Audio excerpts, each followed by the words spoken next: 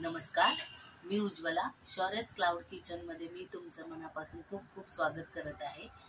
आज मी एक नवीन रेसिपी घेऊन आलेली आहे. कोबीचे पराठे वेगळ्या पद्धतीने करणार आहे. तर हा व्हिडिओ तुम्ही शेवटपर्यंत नक्की बघा.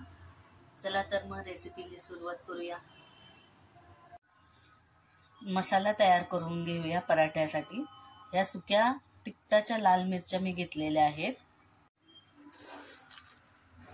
2 चमचे धने,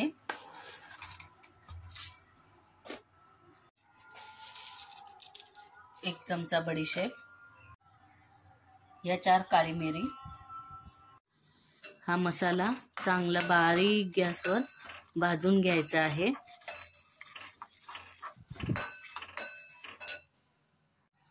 हा मसाला आता चांगला भाजून घेतलेला आहे बारीक गॅसवर. हा आता मिक्सरच्या भांड्यात घेऊया आणि ह्याच्यात थोडंसं लसूण आणि आलं घालायचं आहे. या मसाल्याची आता चांगली जाडसर अशी भरड करून घ्यायची आहे. पाणी न घालता वाटायचं आहे. हे बघा, अशी जाडसर अशी भरड करायची आहे. चला तर आता आपण कोबीचं स्टफिंग करायला घेऊया. हा बघा, हा इथे मी अर्धा किलो कोबी बारीक किसून घेतलेला आहे. या किसणीने या मीडियम साईजच्या साईडने किसायचं आहे आणि मग घट्ट त्याचं पिळून काढायचं आहे. त्याचं सगळं पाणी निघालं पाहिजे, असं घट्ट पिळून काढायचं आहे. बघा, असं सुक्क सुक्क झालं पाहिजे. चला तर आता आपण स्टफिंग करायला घेऊया. इथे मी आता एक कढई तापत ठेवलेली आहे. त्याच्यात 1 पळी तेल घालायचं आहे. तेल चांगलं तापलं की हा जो मसाला आपण वाटलेला आहे तो सगळा घालायचा आहे आणि चांगला भाजून घ्यायचा आहे तेलात.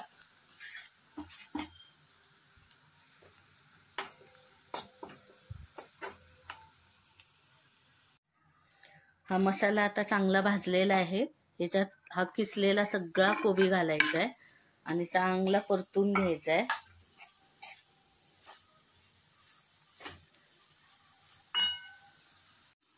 कोबी सगळा हा परतून झालेला आहे. त्याच्यात थोडंसं अर्धा चमचा मीठ घालायचं आहे. पीठ मळताना सुद्धा मीठ घालणार म्हणून आता थोडंसंच घालायचं आहे. किंचित हळद घालायची आहे. थोडीशी कोथिंबीर घालून परत एकदा असं मिक्स करायचं आहे. हे कोबीचं स्टफिंग तयार झालेलं आहे. आता एका प्लेटमध्ये थंड करायला काढून ठेवूया. हे बघा, कोबीचं स्टफिंग आता थंड झालेलं आहे. तर आता आपण पीठ मळायला घेऊया. हे मी इथं आता 2 वाट्या गव्हाचं पीठ घेतलेलं आहे.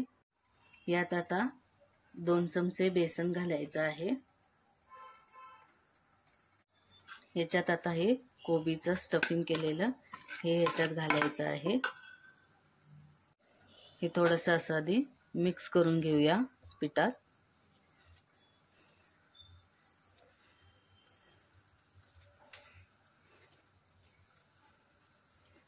हे असं मिक्स करून घ्यायचं आहे आणि परत अर्धा चमचा मीठ घालायचं आहे आणि परत थोडीशी कोथिंबीर अशी घालायची आहे आणि हे सगळं आता मिक्स करायचं आहे आणि चांगलं पीठ मळून घ्यायचं आहे. त्याच्यात आता पाणी घालायचं नाही. कोबीच्या त्याचं अंगचं पाणी असतं त्याच्यानेच हे पीठ मळलं जातं. तर चांगलं असं मऊसर पीठ मळून घ्यायचं आहे. याच्यात ना 2 चमचे सफेद तीळ घालायचे आहेत.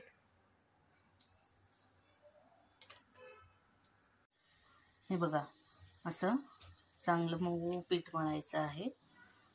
चला तर आपण आता पराठे करायला घेऊया. हे बघा, या साईजचा मी गोळा घेतलेला आहे आणि सुक्क गव्हाचं पीठ लावलेलं आहे आणि आता लाटायला घेऊया. हे बघा, ही अशी लाटायची, थोडीशी किंचितशी जाड लाटायची. पातळ पण नाही आणि एकदम पण जाड नाही, अशी छानपैकी लाटायचे. चला तर आता आपण पराठा हा भाजून घेऊया. इथे आता मी तवा तापत ठेवलेला आहे. तवा चांगला तापलेला आहे.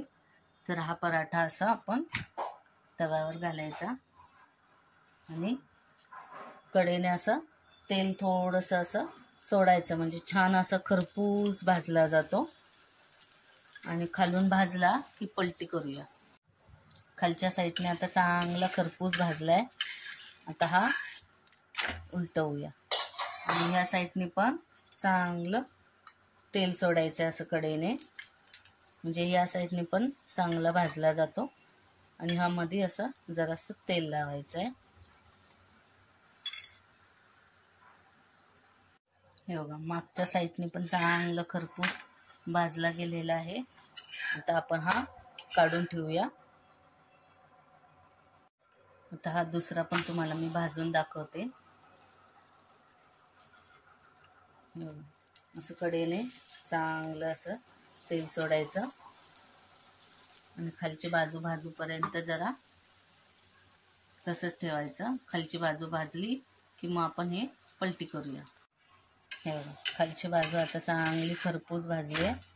आता पलटी करून परत इथे असं तेल लावायचं आहे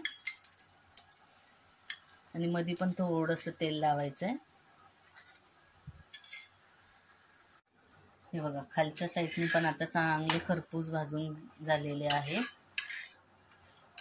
आता आपण हे काढून ठेवूया.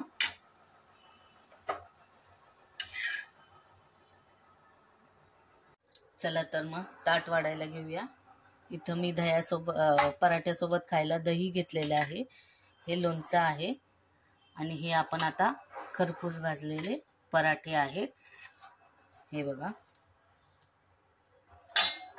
हे बघा, खरपूस भाजलेले आहेत. चला तर जेवणाचं ताट वाढलेलं आहे. या सगळ्यांनी जेवायला. चला तर मग कशी वाटली माझी ही कोबीची पराठेची रेसिपी? तुम्हाला आवडली असेल तर नक्की ही घरी करून बघा आणि मला कमेंटमध्ये कळवा. हा व्हिडिओ शेवटपर्यंत बघितल्याबद्दल खूप खूप मनापासून धन्यवाद. याआधी ज्यांनी माझ्या शौर्यस क्लाउड किचनला सबस्क्राईब केलेलं आहे, लाईक शेअर केलेलं आहे, त्यांचे मनापासून धन्यवाद. असंच तुमचा आशीर्वाद मिळू दे माझ्या शौर्यस क्लाउड किचनला. मी नवीन रेसिपी अशाच नवीन घेऊन येत जाईन. तर नक्की माझ्या शौर्यस क्लाउड किचनला भेट द्या. धन्यवाद.